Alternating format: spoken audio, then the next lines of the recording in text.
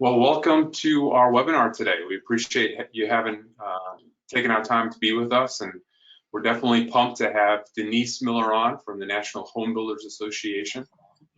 She's just a general awesome person, and her and her team are doing big stuff from a marketing standpoint, agile marketing standpoint for their event, the International Builders Show. She's going to talk to us about what she's put into practice there. So we're looking forward to it. We know it's going to be a big time discussion just from a use case perspective. So Joe and her are going to discuss all of that. We're glad to have all of you on joining us today. If you have any questions at all, though, during the program, we want to make it an open discussion. So put them in the question box. We'll get to them throughout the discussion today. So we're not waiting till the end to get to everybody's questions. We'll sprinkle them in throughout to make sure we're answering everybody's questions for Denise and for the team here as they go through everything. So definitely looking forward to today. And with that, we'll kick it over to Joe. Yeah, thanks, Eric. So the game plan, folks, is we got 45 minutes to tell, I think, a really interesting story here.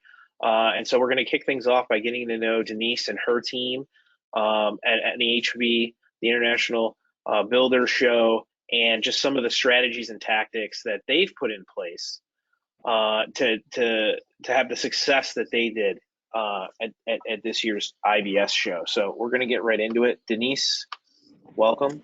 Thank you for doing this. Yeah, this is fun. So tell us a little bit about yourself. How long have you been at NAHB? What does your team look like? Let's get into it. Sure. Okay. So I've been at NAHB 20 years. I went on one job interview in Washington, D.C., and it was this one, and I've never left. It'll be 20 years in April. And our team is comprised of 11 people, but it's 11 people who market anything the National Association of Home Builders markets. So we don't have 11 people devoted to the show. We have 11 people who market absolutely everything. Devoted to the show, we really just have one person whose primary job is the show. And then we have a creative team that works on the show and everything else, meaning a designer and copywriter and art director.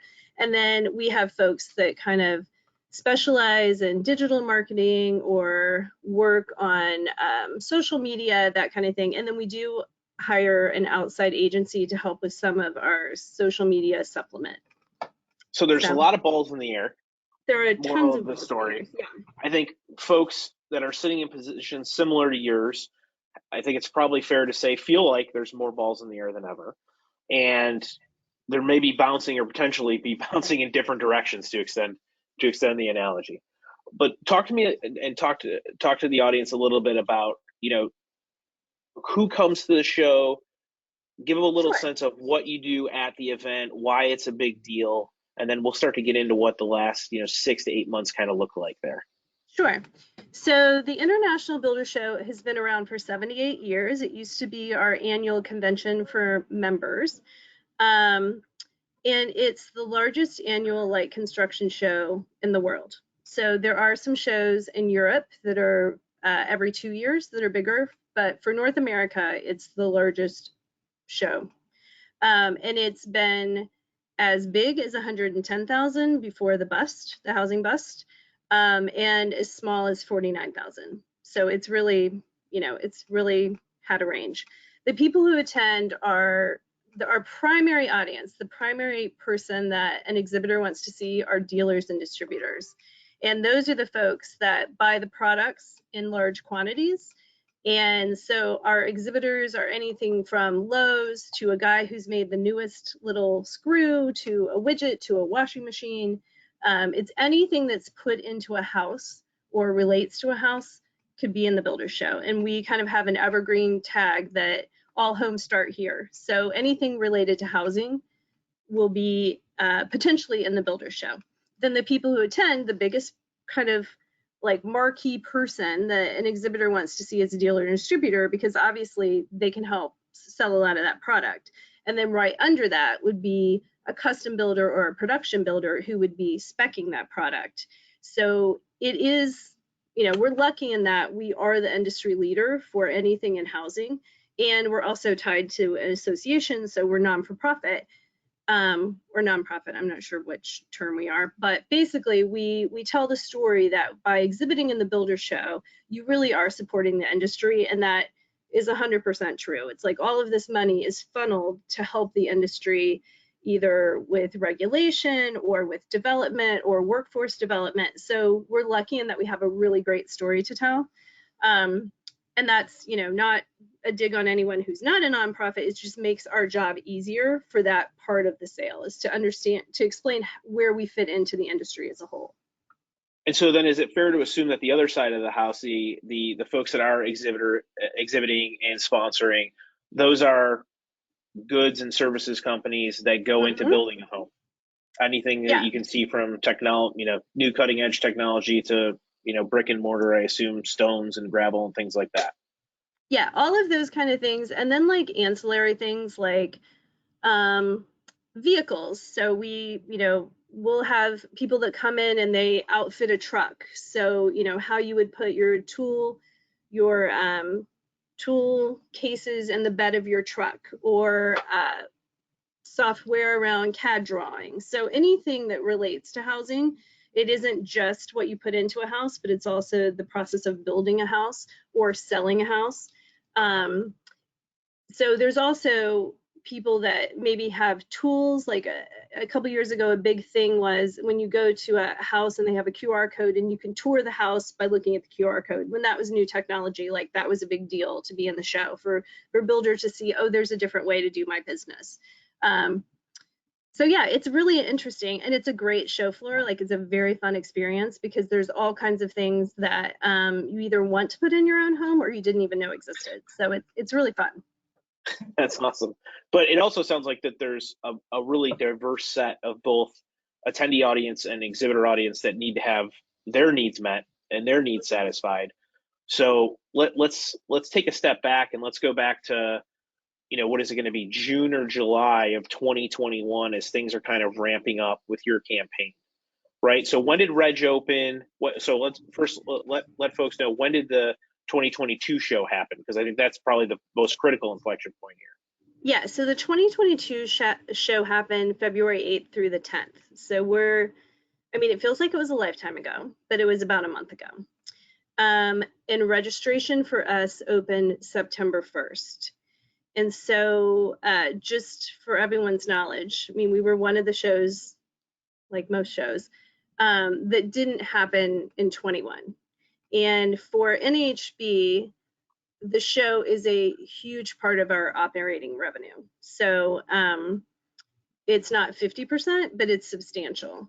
So when the show didn't happen, and we did do a virtual show, which had some issues. It had a lot of issues, did not really work well for us. So when we didn't have the 21 show, automatically a lot of things just happened here because of that revenue not coming in. And one of them is we automatically went into a hiring freeze. And I think technically we were in a hiring freeze before that because of just the pandemic. But for our team, that meant when we lost people, and we did lose people, some people moved to new positions, we couldn't rehire those positions. So it was kind of like, you know, you head into what has to be a like knock it out of the park year, and people are kind of dropping around you, and you know you can't rehire them. So that's kind of the background. So taking us back to June and July, one thing that NAHB is really big on is we are a member-driven organization, and we're not like a member-driven organization where, you know, you kind of sort of listen to the members. I mean, our members drive our organization. So we had very frequent task force meetings with the members to kind of like talk about health and safety around the show, look at the numbers. What are we hearing with other shows? There was just a regular cadence of those meetings, a task force where we were always talking about, how do we feel about this? How do we feel about that? And even though it seems like a lifetime ago, you know, COVID just kept popping up, right? So we were determined 100% we were having this show. But at the same time, there was a ton of worry that just blanketed the top of it. So, and I think that extended to, you know, are people going to exhibit? Are people going to show up for it? Can we keep everyone safe if we have it? And we have to have it, right? So it's been a stressful year. I mean, for everyone, not just us. I mean, for the entire industry, it's been 2 years. And we kind of joked, but today would be the 2-year mark of our 2-week work from home policy, right? So 2 years ago today, Yeah. we got an email that said, hey, we're going to figure this out, but we're going to work from home for the next 2 weeks. So, you know, in some ways it feels like that was 6 months ago. In some ways it feels like it was 10 years ago, right? For everyone here, it's like, yeah, so that's the background. We're going back to the summer. And so now you have so revenue's massively important. The member-driven community says, hey, we're going to have this show, right? So they're giving you the Rubik's Cube, not you yourself, the whole team, right? Operations people, everybody, right? They're giving you the Rubik's Cube of make this work in person, live, keeping dates the same, keeping location the same, and then what do you do to tell your team, or how do you mobilize your team to kind of to figure out what that right messaging looks like, and what did it look like out of the gate? So I think what we all agreed is the biggest chunk of this was really talking about being in person. So it's kind of like the benefit was also the scary thing, right? And I mean, that seems really obvious that a trade show is going to be in person, but it felt like, you know, personally, professionally, like everyone was hungry for that interaction. And so putting that messaging of we're going to be in person again, like often we would literally, the headline would be in person, comma, again, right? Because there was this feeling of like, we really need to get back together. So that was forefront. This is also going to sound like an obvious thing, but we kept saying we're going to Orlando. So when we held our virtual show, we literally, like, it was virtual. We over and over again told people this is going to be happening through your computer, right?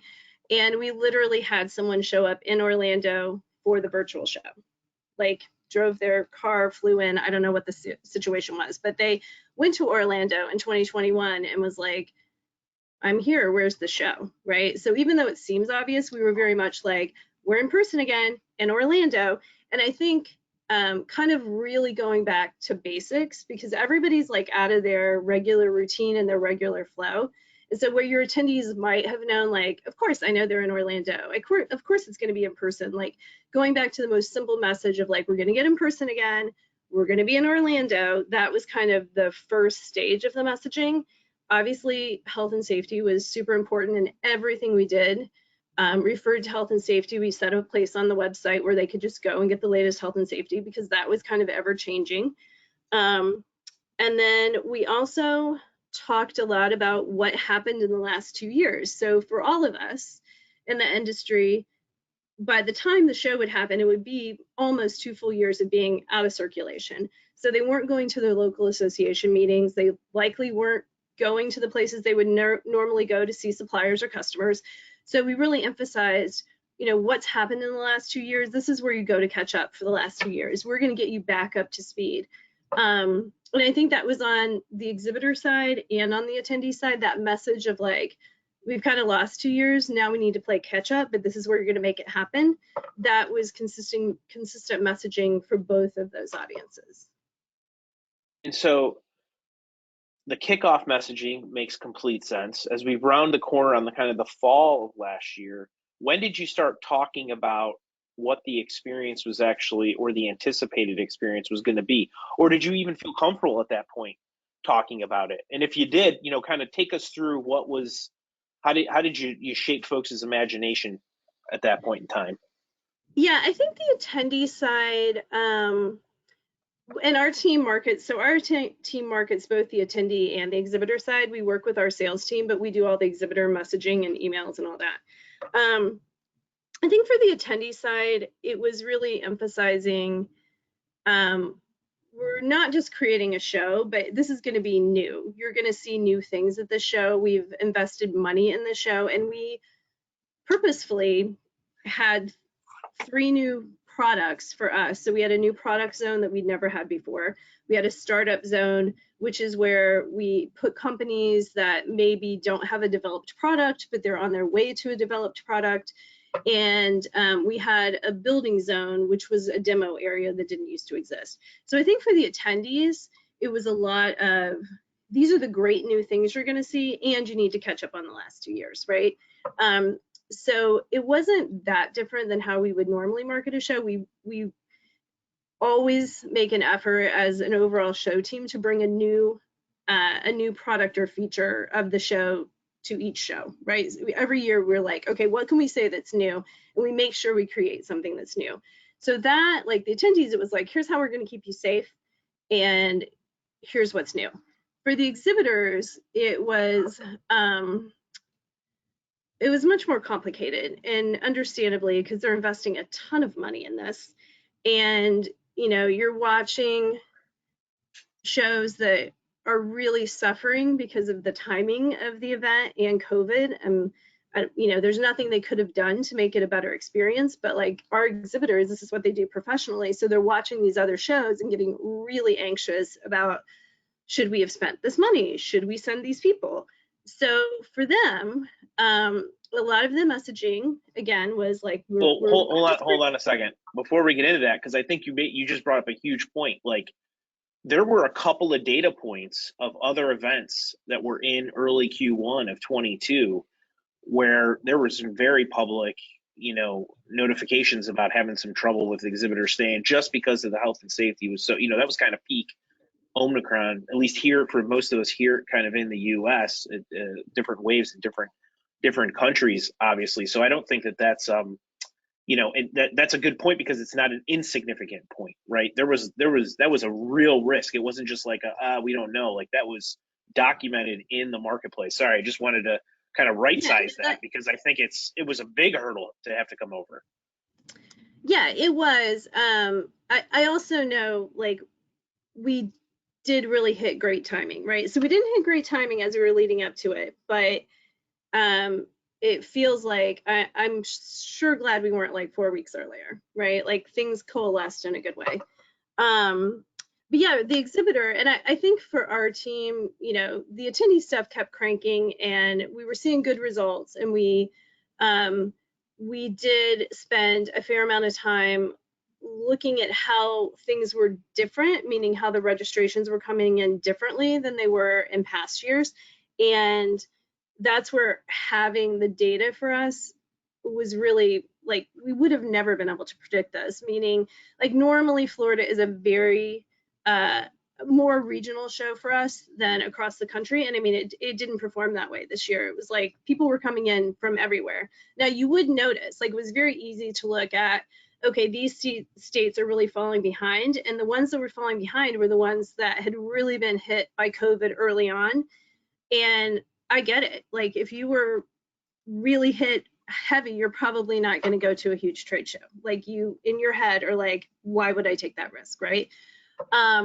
So it was kind of interesting, and it was great to kind of know, like, okay, we're not going to make headway there. We can see from the data, like, nobody's biting at this apple, right?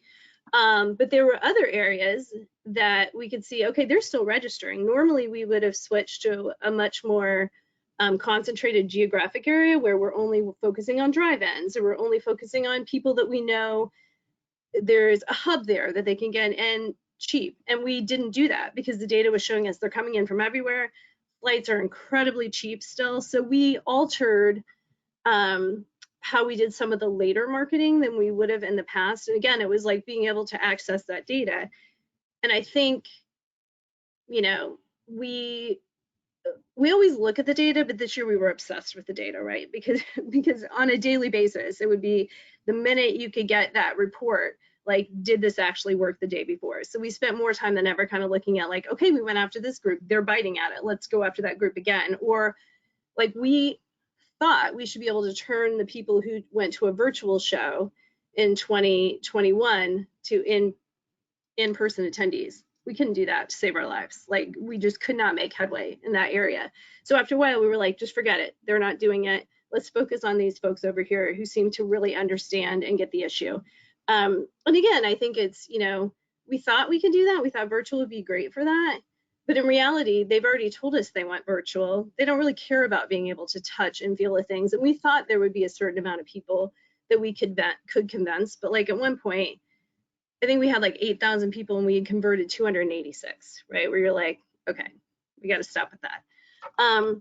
The exhibitors, on the other hand, which I think to me was personally like the biggest threat to the success of the show, is you just had to give them some reassurance that this was a great use of your money, this is gonna be a great show.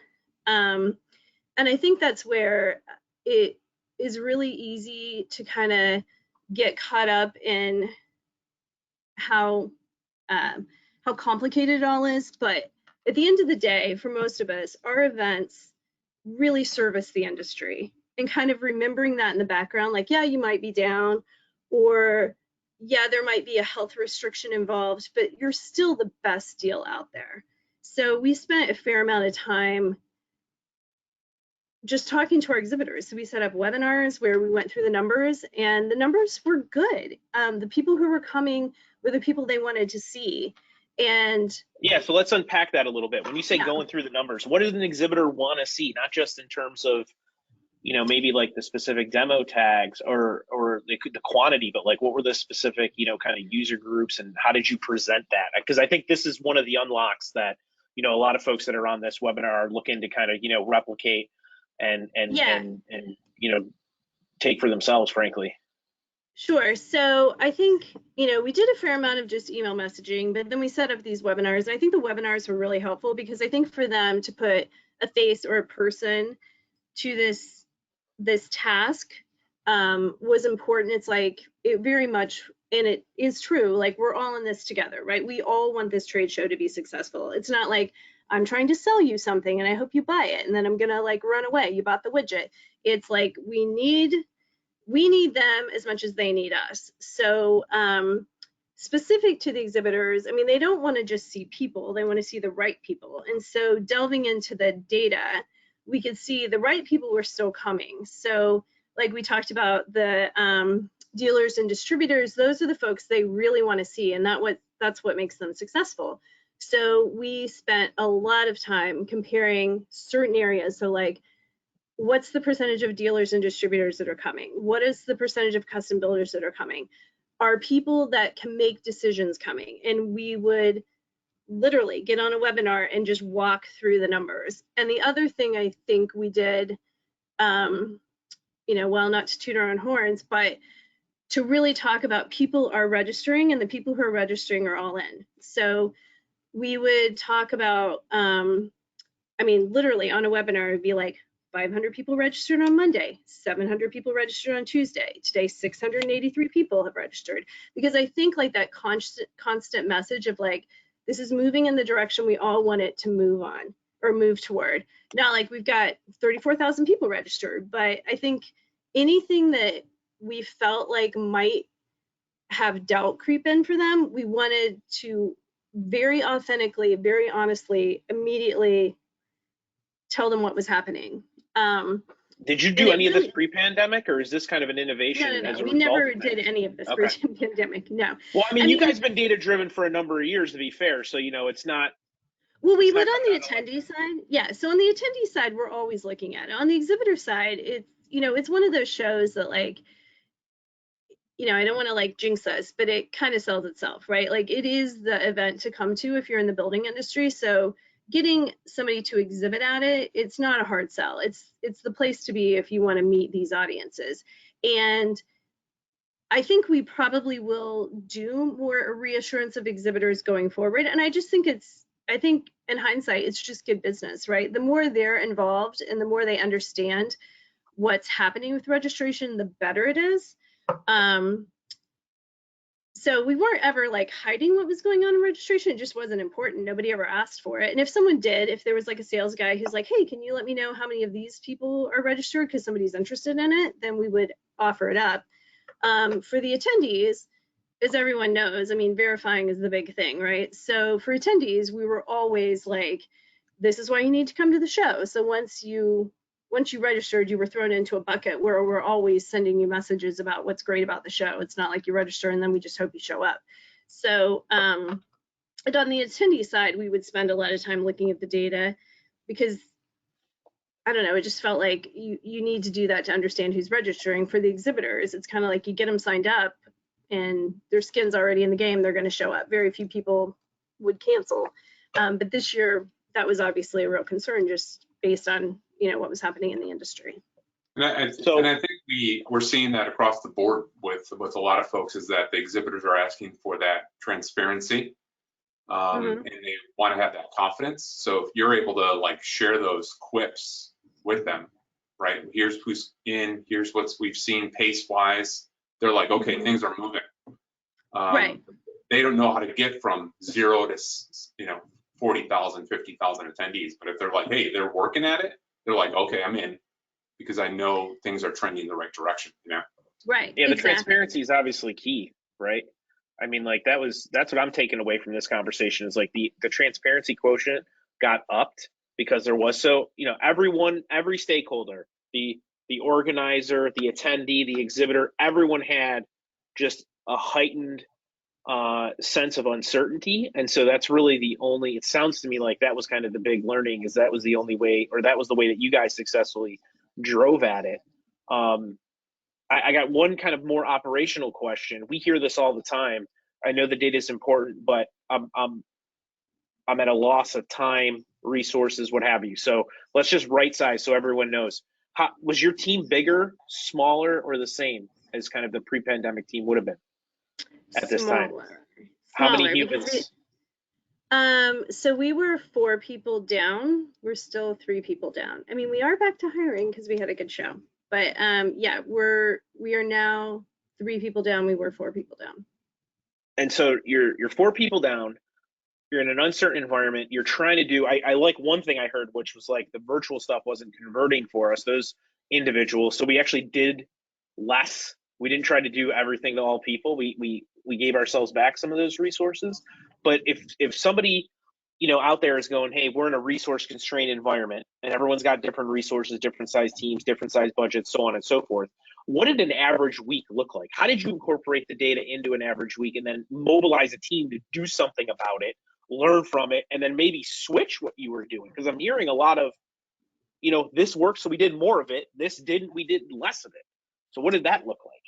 Yeah, so I mean, we always do this during the year for attendee marketing. So, we have a dashboard, right? And we would look at the dashboard. We would have a dedicated time that we look at the dashboard, which we always do X number of weeks out, which I'm sure probably everybody on this call does X number of weeks out, right? So we would get together, we would really look at these key areas and see from the last week what actually moved. And then we do that on a Tuesday. Literally, I have a person that Jen and I work on that. We spend our morning kind of delving through that, really looking at the bullet points, what moved, what didn't move. And then at the latest, by Wednesday, we're like, okay, these are the emails we're going to send out this week. So we still have our regular scheduled cadence emails where we know, okay, we're 2 weeks out from the early bird. We're 1 week out from the early bird. And, we have emails that go out to new members with first-time attendee pricing. But really, other than that, we've just become very focused on what the numbers tell us. So, I don't know if other people operate this way, but we don't have like a marketing plan at the beginning of the year that's like, here's every email we're going to send. We have some emails that we know we're going to send, but then we also want to be responding. And it works for us to respond to what the numbers are telling us. So it could be,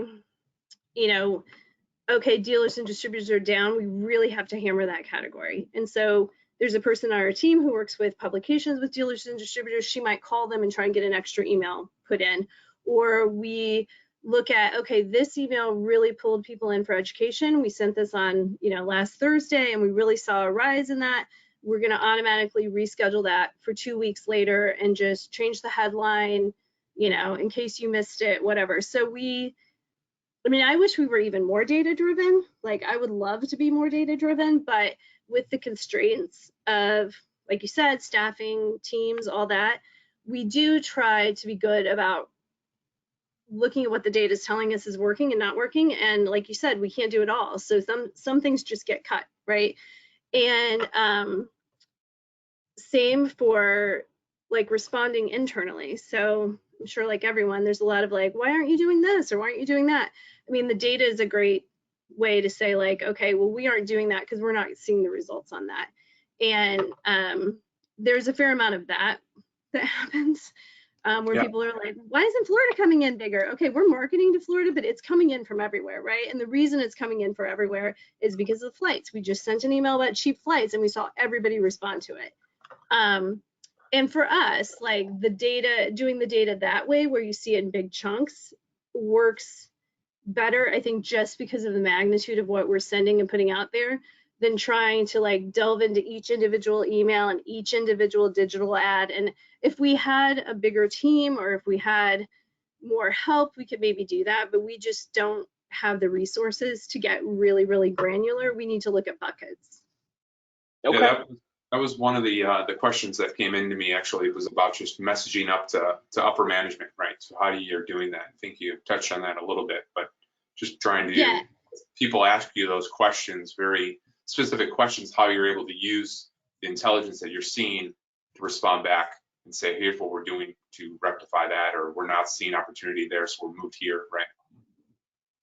And I think like, you know, part of it is, you know, unfortunately, you know, I mean, not to be like management, but, you know, again, we're a member organization, right? And members are going to have questions and 100%, like we work for the members, but us, like me saying, well, we're not doing this is one thing. Me saying we're not doing this because of this just has a lot more credibility. It's not like, okay, Denise is exhausted. Denise is, you know, wants to be able to go home at night. It's Denise and her team aren't doing this because we're just not seeing results in this area.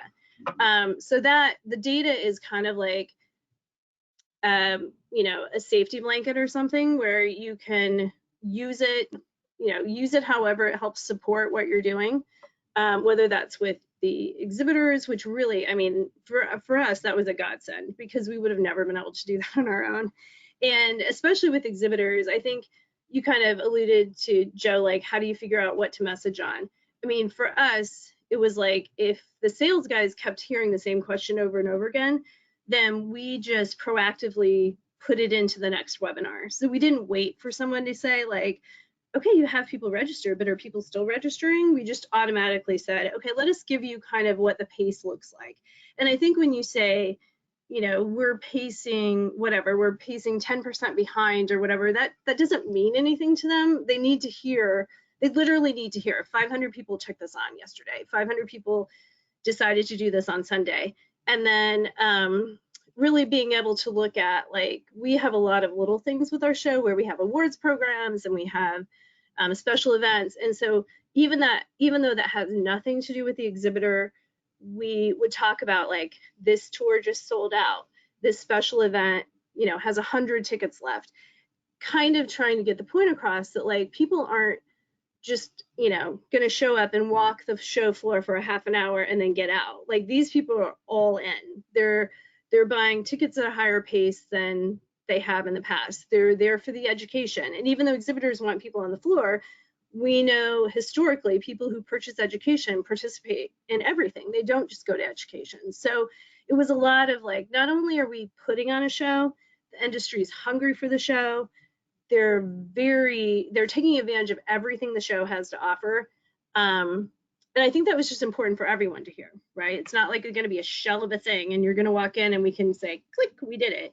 We're really trying to do the best we can to make this experience just worth the wait, worth the money, worth the travel, worth, you know, all of it. Well, let's get into the next slide, Eric, because I think we have some there's a couple of compelling stats that we can share, you know, publicly here. You know, obviously folks look for senior level people. Denise, you talked about the concentration of dealers and distributors, and that's, you know, we don't have the comparison stat up here, but that middle number is one of the highest you guys have ever had. Yeah, so normally, and these, I will say, like, I think that could even go up one or two because I think those are sheer numbers of people who register as that, but there are a lot of people that do dual, right? So normally, like in a normal pre-pandemic show, that percent would maybe be 18, 19, with the final numbers where we look at people who are dealers or distributors at all. And I think that number will likely go up, but like that number alone really helped exhibitors understand what the makeup of the show was. I mean, the show was like the show always is, right? It was like the people you want to see there. And I think the other thing that was important is, and we found this out like in the first webinar we did, where somebody was like, yeah, but what is it usually, right? And it was like, oh yeah, that's true. You don't know what it is usually. So going forward, then every stat we would give, we would talk about comparing it to 2018, which was the last time we were in Orlando, or 2019, which was, or I guess 2020, which was the most relevant or the most recent show. So again, like giving them a context, and in some cases, the numbers were much higher. So like C-level registrants were higher.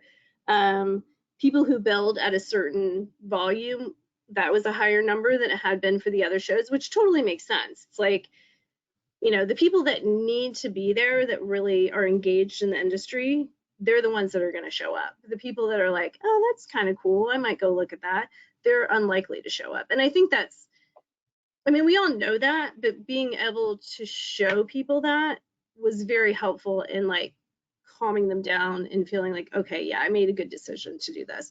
And yeah, we saw a lot of first-time attendees, which I'll be honest, I don't really know why. I mean, we did a lot of first-time attendee marketing, and we do have a lot of new members every year, but that just knocked it out of the park. And we did do a lot, again, of talking about, here's what's happened in the last 2 years, and you need to freshen up on these skills, right? And I think a lot of people took us up on it. And so we're talking a lot about audience stuff right here, but you mentioned the importance of getting the exhibitors back without getting into like the financial data.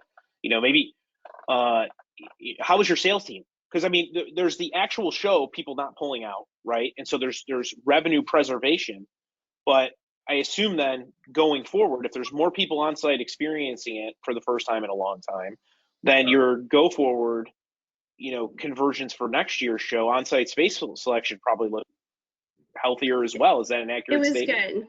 Yeah. So, I mean, this is kind of a weird statement because you don't know any of the people here. I mean, you kind of do, Joe. But so we have this guy, Michael Courier, and he's been with NAHB, I want to say, for 30 some years, right? And he's the head of exhibit sales. And understandably, like, it's been a lot for 2 years for that whole team. I mean, just everybody's hearts went out to them, right? Because it's horrible when your whole job is putting on a show and you don't have a show. Like, that's awful. And so I saw him in the hallway one day at the show. He's like, I think this is the best show we've ever had. And I was like, really? Because like, again, we've had shows that are 110,000. And he's like, no, I just feel like after everything that happened for literally the world and the industry, like, to be back together, like, the vibe is so good. And, you know, we really, like, and I don't mean just we, but like as a whole entire team, association, like everybody pulled together to make this happen. And actually as an industry, like the exhibitors showing up and the people showing up. And even though the data told us that was what would happen, it was, you know, it's still a nail biter to the end. It's like, what if another variant comes up? What if, you know, whatever. And so then we always kind of do like a very informal get together after the show closes. And so after the show closes, it was like he was so relieved. He's like dancing with the waitress, and hopefully he's not on this call. But I mean, I've never seen this man so happy, right? And he's a Boston guy, right? So there's a little bit of, you know, crotchetiness just built into him, and he was just so relieved, and it was such a great feeling. And I mean, that, you know, that's everyone coming, and like the attendees had a good time, and the exhibitors were happy. And I think, you know, people were just hungry for it. And I think, you know, being very transparent through the process and not kind of being like, we're the show organizers and you're the whatever. It's kind of like, we're all in this together, right? We're going to figure this out. We're going to make this work. And I think for most of us, that's how we feel about it. Like, we're part of an industry, and it's really, we want the whole industry to come together. It's not like we're trying to convince people of things. We, you know, we as an industry needed it, and it was great. Yeah, this is a fantastic story. I really appreciate you taking the time to share it with us. And just bringing such a zest of like, this feels like we were on the ground with the Netflix documentary following around Denise and her team for the last 6 months, which we might have to do next year. So really well, I will appreciate say, Denise, I'll your say time. one last thing, Joe. So, and I'm sure anybody who works in this industry has had this feeling, right? Like the last 2 years have been a lot, right? And there were times where I'm like, why in the world am I still doing this? I mean, not that I wanted to quit my job, but like, it's just a lot of pressure, right? And at one point when I was like walking through, I was going from our office to get to this other area I needed to go to, and it's like, you're trying to get through and like there's people everywhere, and like for a minute I kind of had that old feeling of like, gosh, if these people would just move, I could get to this place I need to go. And I mean, I'm not kidding, like this feeling washed over me and I got really teary-eyed, and I was like, we actually did this. Like people showed up. This is why we do this. And I talked to another colleague who had kind of been in the same boat. You're like really grumbling about the hours and the pressure and all that. And I saw her in the hallway later and I was like, I was sucked back in, and she's like, oh, I know, isn't this amazing? So I feel like just, people who work in events, that's clearly what you want, right? You want people to love this thing that you've produced for them. And we haven't had that for 2 years. Like we've been talking behind a screen. And so just that feeling of being together, I mean, it made me believe in trade shows even more than I ever did before. It's like, there was kind of that whole, is a trade show dying that we kind of went through a few years ago, where it's like, is it the thing of the past? I 100% believe in the power of face-to-face. Like if there's one thing we've learned through the pandemic, is like, that is here to stay, I think, my personal opinion.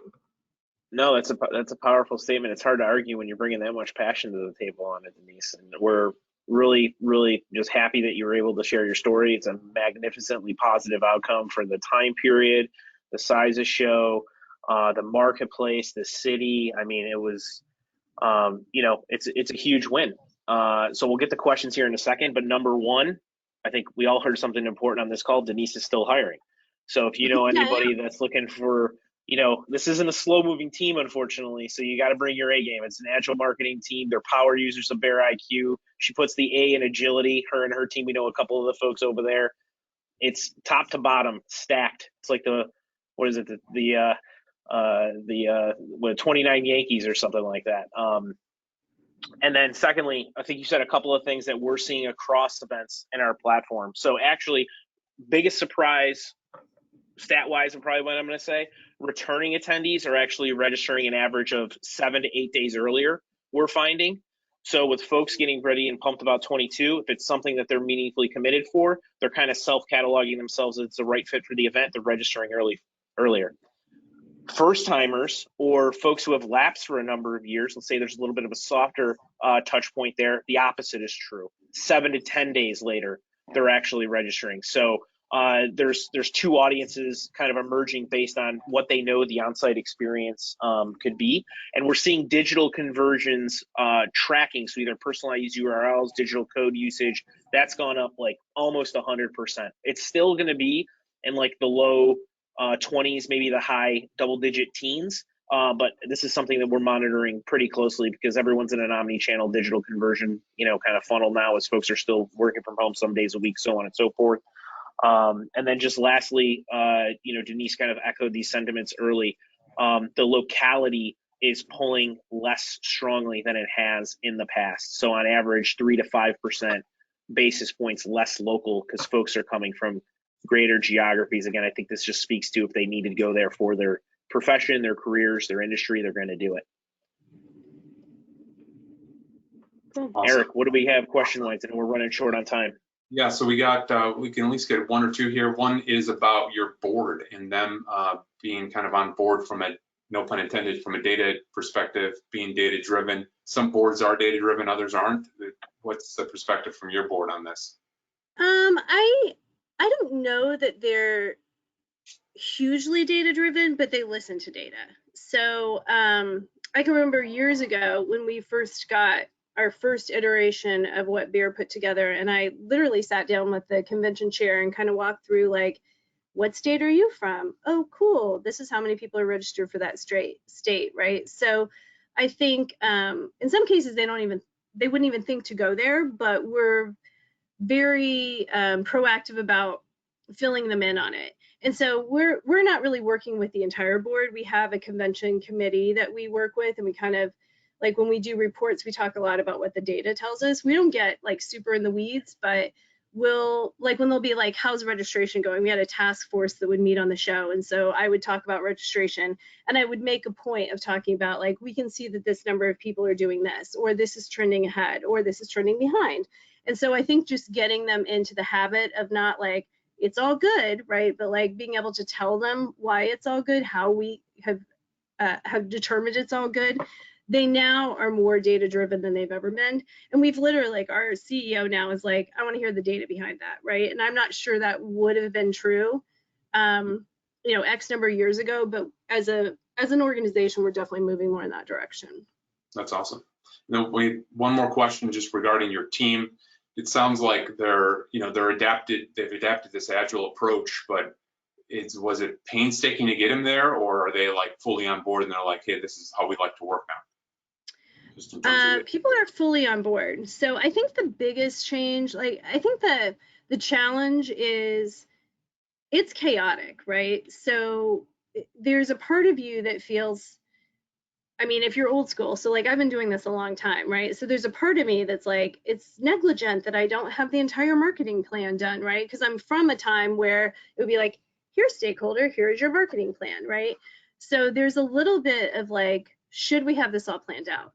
But I think how we've tried to kind of like deal with that is we know when we're sending things. Like, we're like, okay, we are committed that an email is going out every week.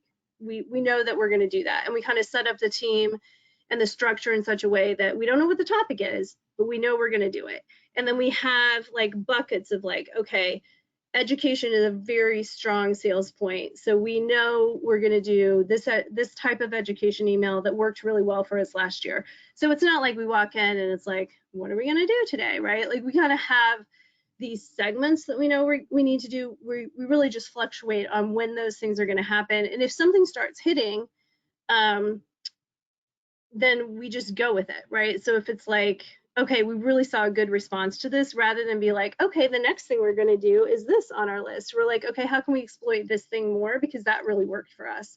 So I don't think it's hard to get people on board with that, as long as you kind of explain the methodology behind it. Like, these things you can bank on. You're going to do this work this week. We might not know exactly what it looks like. We're going to let the data kind of tell us that. But it's not where it's like completely no one knows what's happening. Now, they may disagree with me, but that's how it appears to me. Well, I think. Okay, so our next webinar is going to be with Denise's team. Right, exactly. To hear the real story. Right. Well, that's the Netflix document. Yeah. Cool. Well, no, just kidding. we definitely loved having you on, Denise. We'll probably have you back at some point, maybe even some of your team, to talk more and learn more. But I'm sure everybody that was on enjoyed it like we did. So thanks everybody that was on today. We have our next webinar next week, next Wednesday, the 23rd. We're going to be talking about sales. So it's about selling smarter. Welcome to the age of data-driven exhibition sales. So Denise touched a little bit on this. We'll be delving deeper into really using data to power both the exhibitor conversion, but then also to keep those exhibitors retained. So join us next week if you're interested in that. We know many are. So again, thank you for your time today. I know Denise and Joe had fun. I did as well, and we'll look forward to seeing you again. Thank you very much. It was fun. Thanks, everybody.